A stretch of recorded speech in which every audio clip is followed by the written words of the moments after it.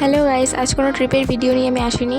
আজ এসেছি ইনশট থেকে তোমরা কীভাবে ভিডিও বানাবে নয়, ভিডিও থেকে ইনশট থেকে ভিডিও বানালে যে ইনশটের ওয়াটারমার্কটা চলে আসে সেটা কীভাবে তোমরা সেখান থেকে রিমুভ করবে। তো ফার্স্টে আমি অ্যাপটা ওপেন করে নিলাম, তারপর ভিডিও অপশানে ক্লিক করব। এখান থেকে ভিডিও সিলেক্ট করে নিলাম। তো এবার দেখতে পাচ্ছ ডান দিকের তলায় কোনায় ইনশট ওয়াটারমার্কটা রয়েছে। এটা কিভাবে রিমুভ করবে, তো কর্নারে ইনশট লেখা কর্নারে কিন্তু একটা ক্রস সিম্বল ছিল, সেটা ক্লিক করলাম, ফ্রি রিমুভ অপশন চলে এলো। এবার সেটাকে ক্লিক করতে হবে, তারপর প্রসেসিং হবে। তো ম্যাক্সিমাম মানুষ কিন্তু ইনশট থেকে কিভাবে ভিডিও বানাতে হয় জানে, আর ওয়াটারমার্ক কীভাবে রিমুভ করতে হয় সেটাও জানে। তো যারা জানে না, ভিডিওটা তাদের জন্য। তো দেখো গাইস, আমি ভিডিওটা কন্টিনিউয়াস করে দিলাম, কিন্তু ওয়াটারমার্কটা রইল না।